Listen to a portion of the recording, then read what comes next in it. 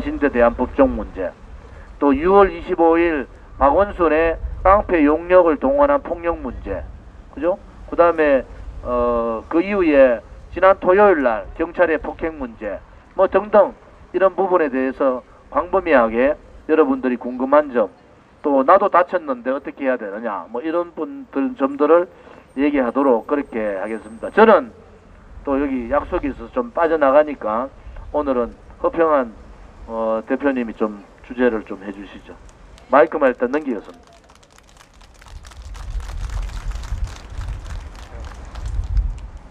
네, 동지 여러분 반갑습니다. 제가 사실은 박근혜 대통령에 대한 국회의 탄핵 소추안 의결을 보고서 태극기 집회에 참여하게 해야 되겠다고 생각을 했습니다. 그게 2016년 12월 9일입니다. 그런데 그 다음 날은 제가 약속이 있어서 나오질 못하고 12월 17일부터 태극기 집회를 나왔습니다. 그리고 지금까지 활동을 하고 있습니다. 그때 물론 처음 나왔을 때는 제가 제 신분을 안 밝혔기 때문에 뭐 단기국이나 이런 활동을 할 당시에도 저는 그냥 여러분들과 똑같이 그냥 일반 청중으로 태극기 청중으로 이렇게 참여를 했습니다. 그러다가 이제 대한애국당 만들고 우리 공화당 만들어지면서 이 과정에 제가 적극적으로 좀 참여를 하게 됐고, 그래서 제 가문의 영광입니다. 우리 공화당 최고위원까지 올랐습니다. 정말 그런 일이 없었는데요. 최고의 가문의 영광입니다. 그리고 그 탄핵 문제에 대해서 대표님께서 말씀해 주셨는데, 제가 박근혜 대통령께 드리는 헌사가 있습니다. 들으신 분도 있겠지만은 헌사가 뭐냐면, 대한민국 헌법수호 전쟁의 최전선에서 불굴의 전의로 결연하게 싸우고 계신 박근혜 대통령께 이 책을 바칩니다. 그게 제 헌사입니다.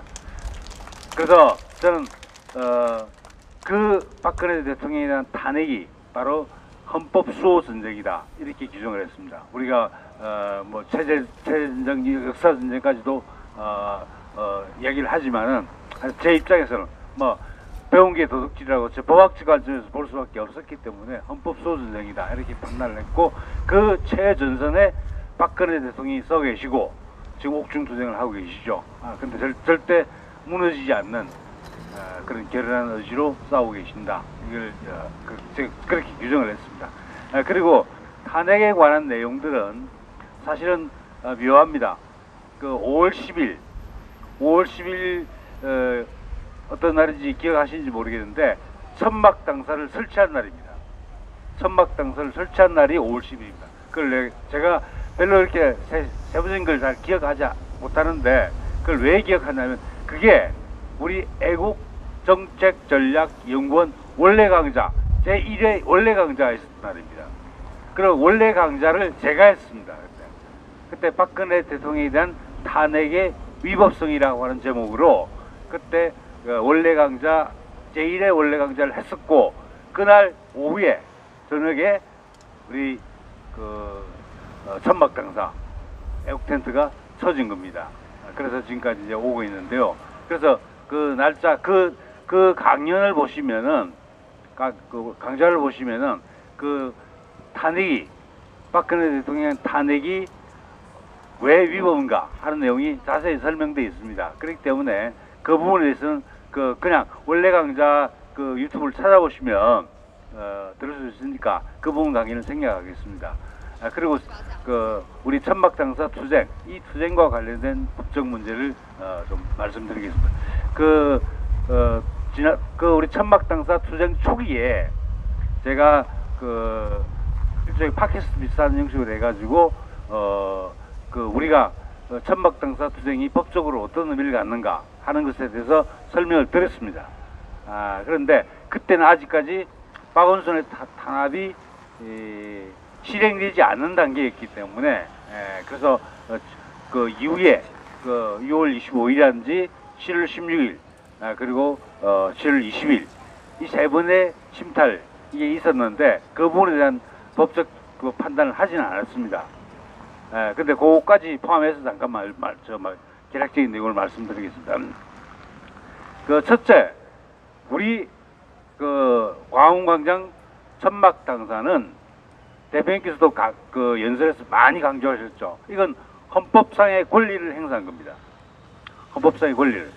헌법 제8조 1항에는 정당의 설립은 자유이며 복수 정당제는 보장된다라고 규정이 되어 있습니다. 근데 거기에는 정당 설립의 자유만 나와 있지만 모든 교과서들은 거기에 세 가지가 포함된다고 봅니다. 하나는 정당 설립의 자유, 두 번째가 정당 조직의 자유, 그리고 세 번째가 정당 활동의 자유입니다. 그래서 8조 1항에 의해서 정당 활동의 자유가 당연히 보장이 되는 겁니다. 당연히 보장. 그래서 우리는 천막당사를 친 것이 그냥 근데 뭐 농산물을 팔기 위해서 천막당사를 친 거하고 아주 다릅니다. 전혀 다른 겁니다.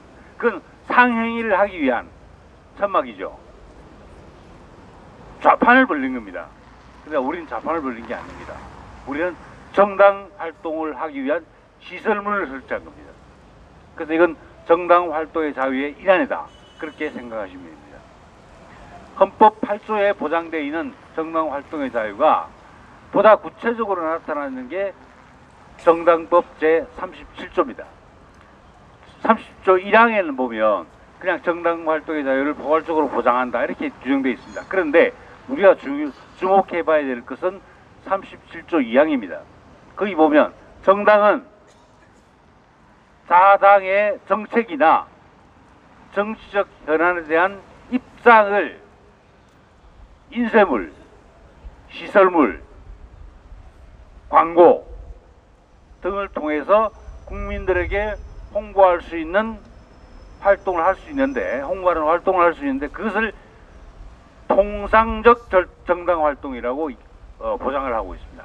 즉, 그 인쇄물, 시설물, 광고 등을 통해서 당의 정책이나 정치적 현안에 대한 입장을 홍보하는 것이 통상적인 정당 활동으로서 법적 보호를 받는다는 것을 규정하고 있습니다. 보다 구체적으로 표현하고 있는 거죠. 정당 활동의 자유가. 그래서 그게 분명히 뭐가 들어있냐면 시설물이 들어가 있습니다. 시설물. 우리가 설치한 천막당사가 바로 그 시설물에 해당합니다. 그러니까 우리 그 천막당사는 헌법 8조 1항의 정당 활동의 자유의 일환이고 정당법 제37조 2항에서 말하는 시설물을 통한 통상적인 정당 활동이다. 이렇게 볼 수 있는 겁니다. 그러니까 우리가 하나도 우리가 꿀릴 이유가 없는 거죠. 우리는 당당하게 우리의 권리를 행사하는 겁니다. 정당으로서의 권리, 또 당원으로서의 권리, 이걸 행사하고 있는 겁니다. 그래서 그런 측면에서 우리의 법적 근거가 확실히 보장되어 있다 하는 점을 인식하셨으면 좋겠고요. 그리고 그럼 정당 활동의 자유라고 해서 다 보장되느냐? 물론 그렇지 않죠. 정당 활동의 자유도 제한을 받습니다. 그 국가 안전보장, 질서유지, 공공복리에 의해서 제한을 할 수 있습니다. 그런데 중요한 건 국가 안전보장, 질서유지, 공공복리를 위해서만 할 수 있고 제한할 수 있고 제한하는 경우에도 반드시 법률로서 해야 됩니다. 법률로서 제한을 해야 되고 제한하는 경우에도 필요한 최소한의 범위에 그쳐야 됩니다. 바로 그게 헌법 제37조 2항 규정입니다. 자, 그러면 여기서 국가안전보장, 질서유지, 공공복리 이 세 가지 목적을 위해서 법률의 형식을 통해서만 그리고 또 필요한 최소한의 범위 내에서만 그 정당 활동의 자유를 제한할 수 있다 이 말입니다. 다른 기본권과 마찬가지로. 자, 그런데 박원순 시장이 우리를 불법이라고 이야기하고 천막 설치 자체가 불법이라고 이야기하고 천막을 철거하라고 명령을 내리고 자진해서 철거하지 않으면 행정 대집행을 하겠다고 했습니다. 자, 그 첫 번째 그게 근거조항이 뭐냐면 근거조항이 서울특별시 광화문광장의 사용과 관리에 관한 조례입니다. 즉 서울시 조례를 통해서 우리 공화당의 정당 활동의 자유, 이건 헌법과 정당부에서 보장된 권리고 이건 반드시 법률로서만 제한할 수 있는 권리입니다. 그런데 조례를 통해서 우리 정당 활동의 자유를 제한한 것입니다. 따라서 이것은 명백히 헌법 제37조 2항을 위반한 것입니다. 그래서 우리가 행정대집행을 불법이다 이렇게 규정할 수 있는 겁니다. 그리고 또 행정대집행법도 위반했습니다. 행정대집행법은 어떻게 규정되어 있냐? 행정대집행을 하려면 반드시 다른 수단이 없어야 되고 그 다음에 공익을 심의해야 할 때 행정대집행을 하게 되어 있습니다. 그런데 우리 공화당의 그 천막 당사는 공익을 심의한 적도 없습니다. 그리고 이미 뭐 세월호 등등에서 적용했다시피 변상금 부과라든지 이런 다른 대체 수단이 충분히 있습니다.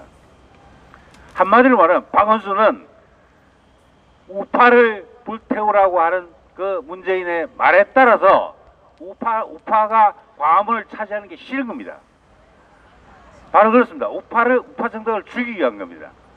그런 정치적 목적, 그것도 굉장히 불법적인 정치적 목적을 위해서 다른 수단이 변상금이나 다른 수단이 많이 있음에도 불구하고, 그리고 우리가 공익을 해야 할 측면이 거의 없음에도 불구하고 이거 행정대집행을 한 겁니다. 그래서 이건 행정대집행법 제3조를 위반한 겁니다. 또 중요한 위법사항이 뭐냐면 행정대집행은 이건 시설에 대해서 그 물적 시설에 대해서 할 수 있는 집행입니다. 즉 물적 집행입니다. 사람에 대해서는 집행을 할 수가 없습니다. 그런데 우리 그 천막 당사 안에는 우리 동지들이 많이 계시죠. 사람이 있을 때는 사람을 그 시설에서 나오게 하는 조치를 먼저 취해야 됩니다. 강제로 끌어내라는 뜻이 아닙니다. 아니고 나오도록 설득하고 권유하고 경우에 따라서 뭐 단전다수나 이런 조치를 취해서 사람들이 없는 상태에서 철거를 해야 됩니다. 그래서 이 행정대집행이 실시되는 경우 대표적인 경우가 그 무허가 건축물 철거하는 겁니다. 사진 철거하라고 개구장 보내죠. 그래서 집주인이 철거 안 하면 그렇다고 바로 들어가서 철거합니까? 안 합니다. 그 설득합니다. 철거해야 되니까 나와달라. 여러 차례 설득을 하고, 그래도 안 하면 단수 조치를 취합니다. 그래서 전기도 안 주고, 전기 끊어버리고, 물도 안 주고, 이래가지고 사실상 사람들이 그냥 자발적으로 나오도록 만드는 조치를 취하는 겁니다. 그러고 나서 포크레인 가져가서 철거하는 겁니다. 그런데 이번에 6월 25일에 있었던 행정대집행은 전혀 그런 절차를 밟지 않았습니다. 그렇습니다. 이것도 불법입니다. 행정대집행법 위반입니다. 그리고 또 하나 중요한 건 행정대집행은 그 불복하는 절차로서 행정심판을 할 수 있다라고 규정을 하고 있습니다. 그리고 우리 당에서 행정심판을 청구를 했습니다. 그 행정심판 절차를 보장하고 있다는 말은 행정대집행을 할 경우라도 당사자가 그 행정대집행의 적법성이나 정당성을 다투는 행정심판을 제기했을 때는 그 심판의 절차를 기다려서 그 결과에 따라서 대집행을 하거나 말거나 이렇게 해야 된다는 거죠. 그런데 행정심판 절차가 그 심판 청구만 돼 있고 절차가 하나도 진행되지 않은 상황에서 바로 대집행을 실시한 겁니다. 이것도 바로 헌법상의 적법 절차 위반입니다. 이런 여러 가지 측면에서 볼 때 6월 25일 행정대집행은 명백한 불법입니다.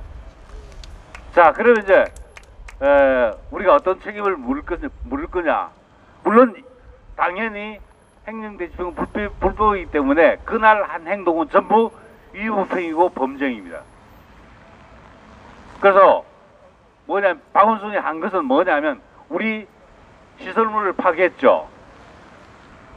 그건 바로 재물손괴죄입니다. 우리 동지들 많이 폭행하고 하고 했죠. 그건 바로 특수폭행, 특수상해죄입니다. 그리고 그 과정에서 행정대집행을 할 수 없는 것을 행정대집행을 했으니까 직권남용입니다.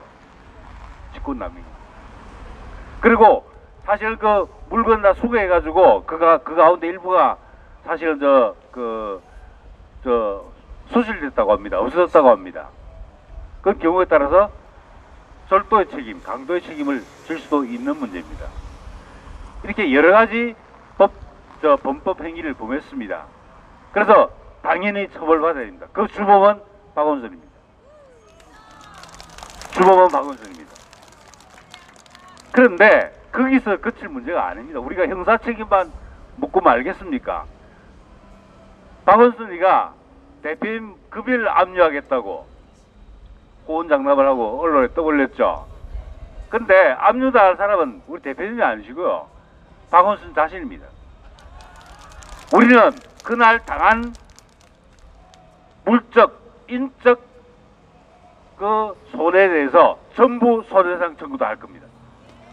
시설물 원상복원시키거나 원상회복시키거나 아니면 시설물 그에 해당하는 대가를 손해배상을 하도록 만들 겁니다. 그리고 우리 동지께서 다치고 부상당하고 하신 부분 있죠. 또 정신적으로 충격을 많이 받으셨죠. 그 부분에 대해서 전부 손해배상 청구를 할 겁니다. 그게 위자료입니다. 위자료. 우리 위자료 청구 다 할 겁니다. 그래서 형사 고소고발 뿐만 아니라 민사상의 손해배상 책임도 다 물어져 있습니다. 그러면 누구 급여가 압류되겠습니까? 예, 박원순 급여가 압류되는 겁니다.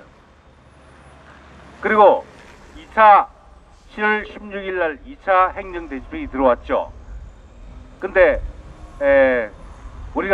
우리 지도 그 두 대표를 중심으로 한 지도부가 잘 대처를 해서 큰 인명 뭐 물적 손실이나 이런 부분은 없었습니다. 그런데 건너편에 우리가 그 세동에 그 몽골 텐트를 쳤죠.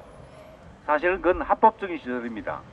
그거 건드리면 그것도 일종의 집회방해죄로 처벌받을 수 있는 내용이고, 물론 재물손괴죄, 직권남용죄 다 걸립니다. 또 가져가면 또 절도죄 뭐 될 수도 있는 건데요. 그런데 제가 좀 아쉬운 건 뭐냐면 그 용역들이 그거 좀 때려 부수도록 놔뒀으면 더 좋았을 거라는 생각이 듭니다. 아니 우리가 건너오고 난 뒤에 몽골 텐트를 말입니다. 그러면 그게 정말 그 좌파들의 폭력성을 적나라하게 드러내는 그 사건이라고 봤기 때문에 놔뒀으면 어땠는가 했는데, 대표님들께서는 더 멀리 내다보시고 일단 그걸 사진 철거하는 걸로 했습니다. 그래서 일단 그때는 이제 사실은 우리가 정당하게 집회 허가를 내고 설치한 시설물이기 때문에 정당하게 설치해서 운용을 할 수 있는 시설임에도 불구하고 그게 마치 행정대집행의 대상이 되는 것처럼 해서 철거하겠다고 협박을 한 거죠. 여러 사람들이 모여서 협박을 한 거죠. 여기서 우리가 보통 저 법률 용어에서 특수란 말이 붙어 있는 경우는 그 여러 사람이 모여서 힘으로 밀어붙이는 경우, 또는 흉기를 든 경우, 또는 심야 이런 경우를 보통 특수라고 붙입니다. 근데 그 경우는 여러 사람이 모였죠. 뭐 수천 명의 그 서울시 직원하고 용역 직원들이 모여 있었으니까, 경찰까지 있으니까 그 특수죠. 그러니까 이거는 특수 협박죄에 해당한다고 보고 법적 조치를 취할 예정입니다. 근데 그 몽골 텐트 부수로 놔뒀으면 그냥 그 손괴죄가 다 들어가는데 좀 우리가 고발할 건수가 약간 줄어가지고 저로서는 좀 아쉽습니다. 예. 그런데 어떡하래? 예. 다 물 때 확실히 물어야죠. 정말 완전히 어떻게 말하면 저도 좀 지독하다고 생각할지 하시는 분 계실지 모르겠지만 저도 좌파들에게 배운 겁니다. 얼마나 지독하게 하는지. 우리는 더 지독하게 해야 된다. 저는 그렇게 생각합니다. 우리가 몇 배 갚아줘야 된다. 저는 그렇게 생각을 합니다. 저는 사실은 모범생으로 살아서 착한 사람인데 요새는 독촉으로 변해가는 것 같습니다. 예. 그리고 그 7월 20일 우리 태극 집회 마치고 나서 천박당사 다시 설치하려고 했죠. 그리고 이게 결과물이기도 한데요. 그것도 엄밀히 말하면 서울시가 형사적 민사적 책임 져야 됩니다. 뭐냐면 직권남용입니다. 이건 뭐 개고장 복을 보내고 이런 절차 다 안 거쳤기 때문에 그건 행정대집행법 위반이기 때문에 당연히 직권남용죄, 그 다음에 시설 파괴했죠. 그 재물손괴죄 했습니다. 우리 동지들 다치겠죠. 특수폭행, 특수 그 상해 다 처벌해야 됩니다. 근데 저는 또 하나 제목이 또 추가될 수 있다고 보는 게, 이게 그 업무방해로 처벌할 수 있지 않겠는가. 업무방해로 정당의 통상적인 그 정당 활동을 방해했으니까 그건 그 정당도 일종의 업무거든요. 정당 활동 자체가 업무인데 업무 방해한 거 아니냐. 이것도 우리가 고소할 내용, 고발할 내용 중에 포함시켜야 되겠다. 그 생각을 했습니다. 그래서 자꾸 그 죄의 종류도 늘어나고 죄의 횟수도 늘어나고 그렇습니다. 그런데 또 거기 또 하나 추가시켜야 될 것입니다. 이게 그 상습범 수준으로 가는 것 같아요. 그 6월 25일 했다가 7월 16일에 물론 미수에 그치긴 했지만 또 하고 또 7월 20일 또 했으니까 이게 그 상습범 수준 또는 무범 수준입니다. 그래서 이걸 가중처벌시키는 방향으로 이렇게 우리가 해나가야 되지 않을까 그렇게 생각을 합니다. 그래서 제가 말씀드릴 수 있는 건 그리고 또 하나 말씀드릴 거는 나중에 서석구 변호사님 하셔야 될 말씀을 제가 다 하는 거 아닌가 모르겠지만 일단 뭐 제가 마이크 먼저 잡았다는 특권을 살려가지고 하고 싶은 건 말씀드리겠습니다. 말씀드린 건 뭐냐면 행정대집행 1차 행정대집행입니다. 6월 25일에 한 거. 그 6월 25일날 한 행정대집행 위법하다고 해서 취소 소송을 제기할 겁니다. 서울행정법원에 제기할 겁니다. 그리고 또 그 비용 1억 4,500만 원 정도가 나왔죠. 근데 그 부가처분을 하면 그 부가처분 취소 소송을 또 할 겁니다. 그래서 둘 다 위법하기 때문에 취소한다 라고 하는 판결을 받아낼 겁니다. 아까 말씀드린 이유로 법원에서 대법원까지 가면 그렇게 판결을 할 수밖에 없다고 봅니다. 그러면 그 모든 그 비용 이런 것들은 다 서울시 측에서 부담해야 됩니다. 1억 4,500만 원을 박원순이가 부담하든지 서울시가 부담하든지 해야 되는 거죠.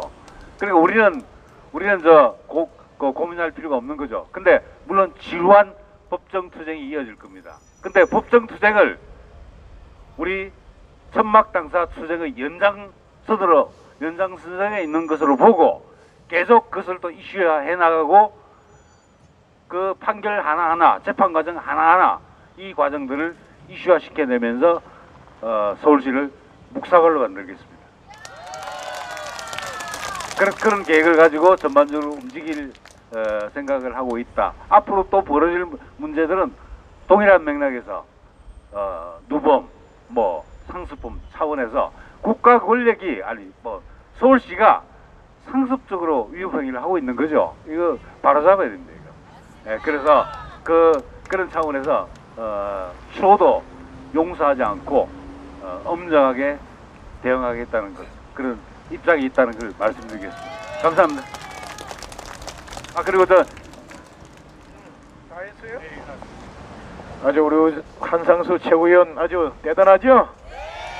역시 그 법 중요합니다. 법치 대한민국에서 법이 중요한데 우리 한상수 최고위원 믿고 우리 끝까지 힘차게 믿고 싸웁시다. 큰 박수 한번 해주세요. 다음 우리 서석구 대표님 한 말씀 또 해주십시오. 여러분 정말 저는 아마 세계 정당 사상 여러분과 같이 용역 깡패들에 맞서가지고 91명이나 우리가 저항 없이 그야말로 내동댕이 치고 완전히 깔판을 뒤집어 가지고 실신을 하고 하는 이런 장면들을 제가 진술서를 봤는데요. 세계 정당 사상 여러분들과 같이 이렇게 강력한 투쟁을 하면서 비폭력 무장으로 이 문재인 박원순에 대항하는 여러분들은 대단합니다. 아까 한상수 교수님이 우리 서울법대 교수님 출신이 돼 가지고 그리고 현재 대학 법학 교수 아닙니까? 이 3.10 사태, 6.25 사태 너무너무 하고 제가 보니까 더 설명이 할 수 없을 정도로 엄청나게 잘하셨어요. 우리 한상수 우리 최고위원님을 위해서 여러분 박수 부탁드립니다. 오늘 저는 우리 또 서울시당 허평한 서울시당 위원장님 그 사무실에서 저희들이 3.10 진상위원회 또 6월 25일 또 용역깡패 사건 진상위원회 그 회의를 장장하고 왔습니다.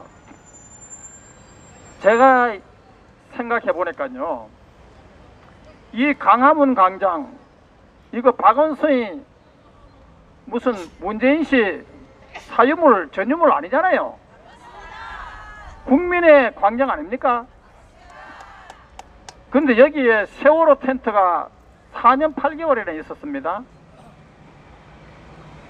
근데 세월호 사건요, 원래 그날 배 10척이 떠나가 있었는데 9척은 기상 악화를 위해서 다 출항을 포기했습니다. 여러분 생각해 보세요. 단원고 학생들이 탄 그 세월호는 더더욱 승객의 안전을 위해서 기상 악화니까 출항을 포기해야 되는 거 아닙니까? 그렇게 출항을 강행해 놓고 거기는 세월호 단원고 교사들도 책임이 있습니다. 왜냐? 다른 배는 다 승객 안전을 고려해 가지고 출항을 포기하는데 왜 단원고 교사들은 왜 단원고 학생들 안전을 고려해가 출항을 포기하도록 해야 되는 거 아닙니까? 그런데 모든 책임을 몽땅 박근혜 대통령께서 뒤집어 씌워가지고 난리를 치고 한 거 이거 택도 없는 짓이죠.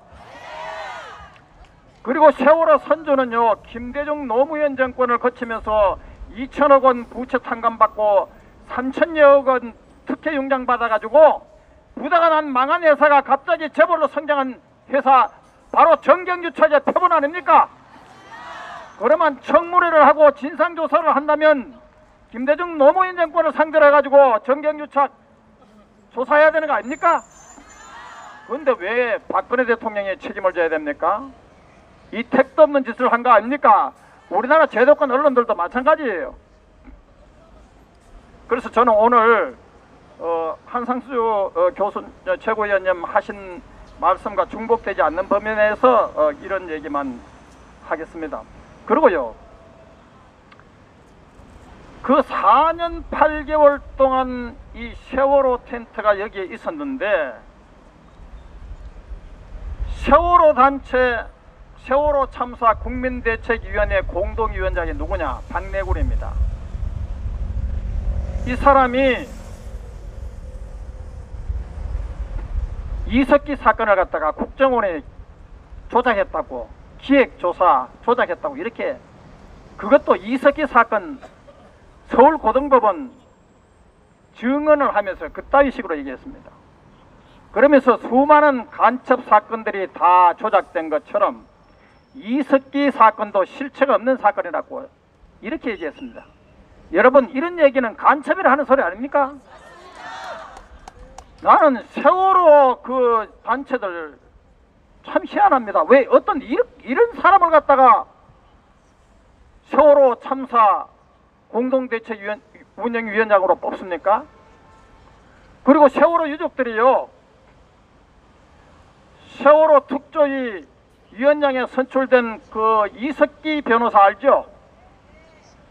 이 사람은 한 청년, 대법원에서 이적단체로 판결된 한 청년 합법화 투쟁을 한 민변 회장이었던 이석태가 이 사람을 특조위원으로 선출해가 이 사람이 특조위원장이 되었습니다.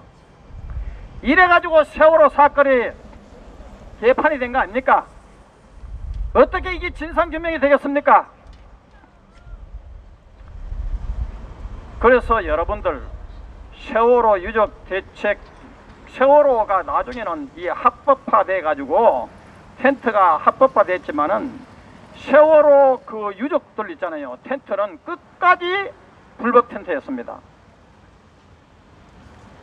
어떻게 4년 8개월 동안 세월호 유족 텐트들은 그렇게 불법 텐트를 그대로 방치했고, 어떻게 세월호 텐트 4년 8개월 동안 그걸 합법화 시켜주는 텐트도 있었습니까?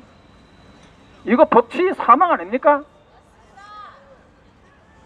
그래서 우리 조원진, 홍문종 공동대표님, 우리 대한애국당 천만인 서명운동본부가 이 자리에 진을 치게 된 거 아닙니까? 진상을 규명하기 위해서. 그리고 그 3월 10일 날요, 박근혜 대통령 탄핵도 억울하기 짝이 없습니다. 여러분, 박근혜 대통령 검찰이 뭐랬겠습니까? 박근혜 대통령은 경제적 이득을 취한 바가 없기 때문에 추징을 하지 않는다. 쉽게 얘기하면 박근혜 대통령 돈 한 푼 먹지 않았다는 겁니다. 어떻게 이런 깨끗한 박근혜 대통령을 사법살인의 위기에 처하는 33년형이나 때릴 수 있습니까? 이거 법도 없습니다. 자, 헌법 84조에 의하면 내후 외환의 죄를 범한 죄 외에는 형사상 소추를 받지 않습니다. 그러면 특검이든 검찰이든 수사할 권한이 없어요. 헌법상.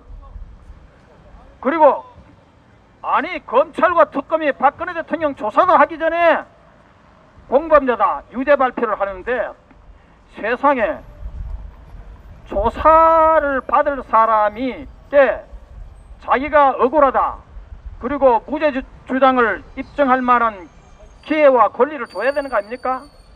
그런 기회와 권리도 박탈하고 바로 공범자라고 단죄하는 검찰은 세계 검찰 사상 대한민국 꿀입니다. 이게 이 정신 나간 검찰 아닙니까? 그리고 이 강화문 여기 옆에 보면요 세종로 공원 있죠. 세종로 공원에 거기에 2년 동안 민노총이 불법 텐트를 치고 있습니다. 2년 동안이나. 왜 민노총에 대해서는 그걸 못합니까? 왜 민노총에 대해서는 개고장 안 보내고 왜 민노총에 대해서는 행정대집행 안 하고 와 용역깡패 동원 안 합니까? 우리 공화당 만만때 뗀 줄 압니까? 이거요 법 앞에 평등. 그리고 아까 제가 또 얘기했지만은 저 청와대 앞에 민노총 거기서 막 텐트를 많이 설치해 가지고 심지어는 주택가까지 쳐들어가 가지고 주민들이 비상 대책회의를 했어요. 그 노조들 때문에 못 살겠다고 청와대에 진정을 하니까 세상에 청와대에 사는 말이 그 민노총 노조 표현의 자유가 있다. 표현의 자유가 있으니까 여러분들 생활 안전보다 표현의 자유가 더 중요하다 하면서 청와대에서 그 민노총 노조 편을 들었습니다. 여러분 우리 공화당은 그러면 표현의 자유 없습니까? 정당 활동의 자유가 없습니까? 정당 활동의 자유는 헌법상 보장된 권리입니다. 표현의 자유도 헌법상 보장된 권리입니다. 그런데 왜 우리는 용역깡패 동원해가지고 난리를 칩니까? 제가 보니까요 오늘 진상조사 회의 자료 수집하는데 제가 그걸 사진을 보니까 기가 막혔어요. 왜냐면 여러분 그날 분사기 맞은 사람 있죠? 아니 분사기를 막 소화기를 분사하는데 수비 턱턱 맞춰가지고 아예 나뒹구리지고 실신을 하고 이 판입니다. 이 작판입니다.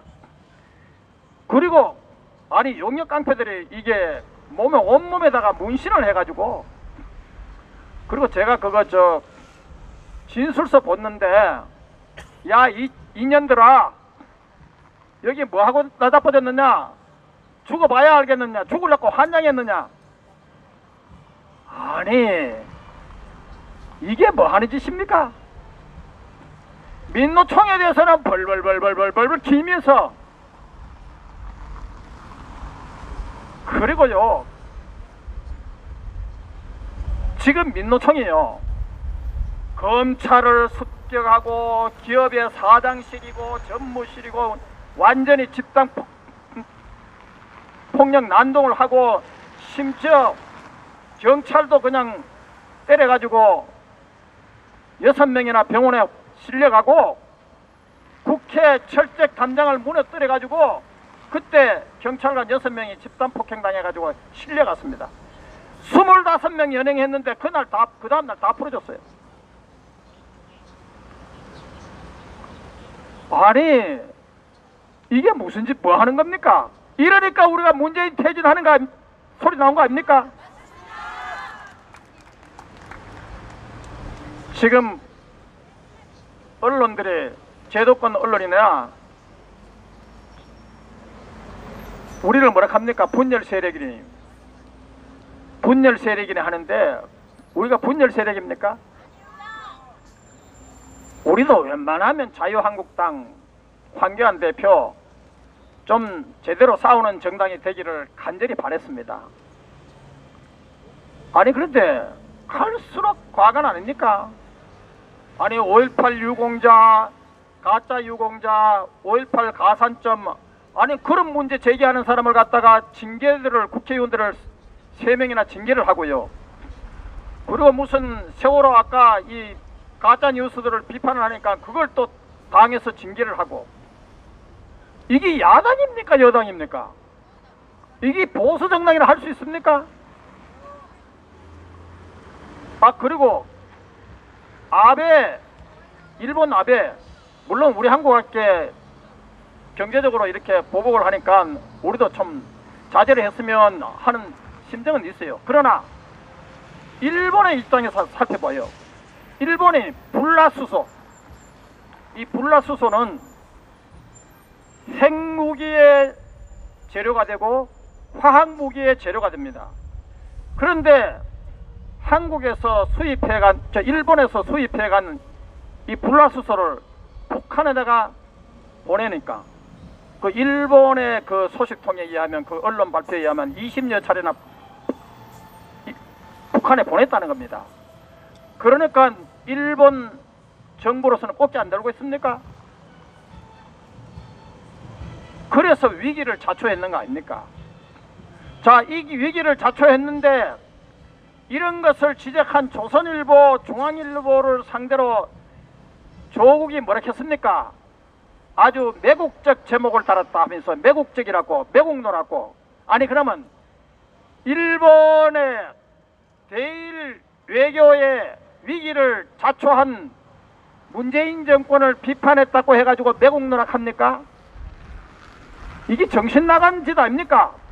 이렇게 매국노라고 반일 감정을 조작해가지고 다음에 총선 대선에서 승리하려고 하는 짓 아닙니까? 택도 없는 짓거리 하지도 마세요. 그리고 놀라운 것은 황교안 대표가요, 이런 것 같으면 지금 문재인 정권은 박근혜 정권 때 말정했던 경제 참사, 고용도 고용 참사, 그리고 한전 원전 참사, 국민연금 참사, 의료보험 재정 참사 아닌 것이 거의 없어요. 온전신의 국정 파탄 다 시켜놨고 국가 부채도 참사. 자, 이 지경을 만들어 놨는데, 그리고 대일 외교, 대미 외교도 이렇게 실패를 해가지고 나라가 절단이 나 있는데, 제대로 된 황교안 대표나 제대로 된 자유한국당 같으면 문재인 아웃을 선포해야 되는 거 아닙니까?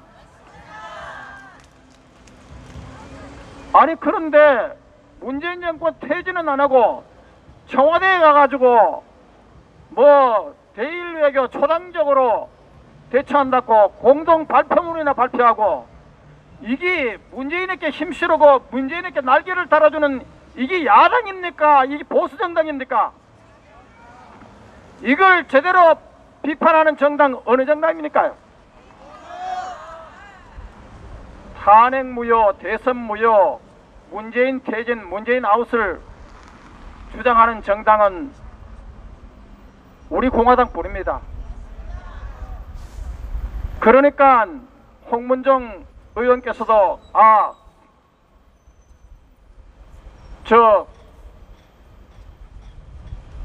황교안 대표 보고 제발 탄핵 반대를 분명히 하시오, 문재인 퇴진을 분명히 하시오. 아무리 해도 묵묵부답이니까 참을 만큼 참았다 해가지고 탈당하고 우리 공화당에 입당한 거 아닙니까? 예, 하여간 우리 여러분들, 그리고 조원진 대표님께서 그동안 2년여 동안 또 우리 천만인 본부, 우리 허평한 공동대표님, 또 이규택 공동대표님, 또 여러분들과 함께, 그리고 우리 공화당 임원들, 최고위원분들과 함께 이렇게 2년여 동안 이렇게 투쟁해 왔는 결실이 저는 반드시 나타날 것이라고 봅니다. 그리고 다음 총선 때까지는 우리가 그 바라고 있던 그런 꿈이 실현될 것으로 봅니다. 그때까지 우리는 절대 흔들리지 말고 정말 그동안 쌓아온 것 같이 강력히 투쟁합시다. 그리고 그 6월 25일 날 사건하고 3월 10일 날 사건, 이 사건에 대해서는 우리가 법적 대처를 하고 고소 고발을 하고 그리고 책임자 처벌, 진상규명, 그리고 진상규명 100세를 발간합니다. 3.10 사태도 마찬가지고 6.25 사태도 마찬가지고 얼마 전에도 또 경찰들이 또 폭행을 했죠. 문재인 씨가 아무런 저하지 않는 여러분들 텐트를 갖다가 현행범이라 하는데 정말 웃기고 있네요. 현행범은 누가 현행범입니까? 용역 깡패 동원해가지고 도대체 91명이나 무차별로 집단 폭행 내동댕이 치고 실신시킨 이 박원순 집단이 현행범 아닙니까? 그런데 어떻게 문재인, 아니 이 사람이 대통령입니까? 이 문재인 씨가 지금 현역 국회의원 가운데 문재인 씨를 대통령으로 인정하지 않은 국회의원이 누가 있습니까? 몰라요? 그렇죠. 조원진 대표님께서 그래도 문재인 씨라고 해가지고 언론들이 막 공격을 하고 이래 했는데요. 우리 공화당은요, 그렇게 대통령 같지 않는 남쪽 대통령이지 대한민국 대통령 아닌 촛불 반란 대통령이지 대한민국 대통령 아닙니다. 김일성 주체 사상을 따르는 그 이석기 내란 선동범을 양심수라고 석방 투쟁을 하고 여기 이석기 석방 콘서트도 하고 있는 이 민노총, 이 민노총이 주도한 촛불 집회에 의해 가지고 박근혜 대통령이 정권 찬탈을 당한 거 아닙니까? 그 미스터 프레시던트 도널드 트럼프, Our president is not 문재인 but 박근혜. 트럼프 대통령님, 우리들의 진정한 대통령은 문재인이 아니라 박근혜 대통령입니다. 그래서 오늘 여기에 있습니다. 그래서 이제 제 얘기를 끝내도록 하겠습니다. 다음 태국 집회 어디죠? 부산이죠? 시간은 몇 시죠? 오후 1시죠? 그때 여러분들 꼭 나오실 거죠? 그리고 이 유튜브를 보고 있는 국민 여러분 꼭 나오실 거죠? 동참해 주시기 바라고요. 그리고 저희들 특히 미국을 비롯한 전 세계에서 박근혜 대통령 구명운동을 위해서 투쟁하고 있는 김평호 변호사님이나 또 구국재단이나 그리고 미국의 국회 앞에서 백악관 앞에서 투쟁하고 있는 교포들 저희들 함께 할 겁니다. 그리고 자유한국당 내에서 탄핵에 반대하는 세력들도 저희들 함께 연대할 겁니다. 그리고 태극기 집회 가운데 진짜 순수하게 박근혜 대통령 구명을 위해서 탄핵 반대를 위해서 살인적인 졸속 재판을 규탄한 이런 순수한 태극기 집회하러 연대할 것입니다. 우리는 결코 분열하지 않을 것입니다. 그리고 조원진 대표께서 말씀하셨어요. 선거 막판에 가면요, 우리가 자유한국당 마음에 안 들지만은 그야말로 꼭 연합 공천해가지고 이 문재인 정권을 쓰러뜨려야 되겠다고 필요한 지역에서는 저희들이 연합 공천도 고려할 것이라고 했습니다. 우리는 결코 분열 세력이 아닙니다. 우리는 자유민주주의, 탄핵 반대, 탄핵 무효, 대선 무효, 한미동맹, 문재인 퇴진을 외치는 세력들과 함께 할 것입니다. 감사합니다.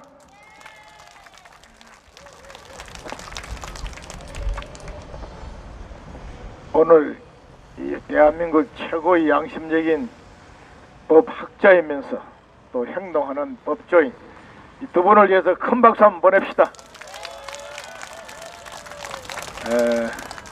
오늘 또 아침부터 나와서 아주 하루 종일 고생 많았어요. 우리가 가야 할 길은 분명합니다. 이 자유대한민국 지키는 겁니다. 그리고 정말 문재인 정권 빨리 끝내는 겁니다. 박근혜 대통령 구해내는 겁니다. 그래서 우리 공화당이 집권하는 겁니다. 그래서 대한민국 정말 똑바로 한번 세우는 겁니다. 그리고 자유통일 우리 공화당이 중심이 돼서 이루는 겁니다. 자유통일만 되면 우리가 중국도 곧 무너뜨리고 동북 삼성 차지합니다. 세계 여행가들이 2040년에 그리 된다고 그래요. 잘하면 우리가 살아있을 때 할 수 있습니다. 우리가 눈 뜨고 힘 있을 때 해야 될 것은 문재인 정권 하루빨리 끝내고 박근혜 대통령 구해내고 진정한 자유우파 정당인 우리 공화당이 집권하는 겁니다. 그렇게 해서 이 대한민국 정말 바로 한번 세워보고 자유통일까지 이루어내는 거예요. 그리고 힘이 더 나면 고토까지 수복해서 우리 조상들이 그렇게도 바라던 세계 중심국 그걸 이루는 겁니다. 할 수 있어요. 하늘은 스스로 돕는 자를 돕는다고 했습니다. 미국에 의존해서 안 됩니다. 일본 마찬가지, 독일이나 중국, 북한 아닙니다. 우리 스스로 우리를 지켜야 하는 거예요. 우리 공화당도 마찬가지입니다.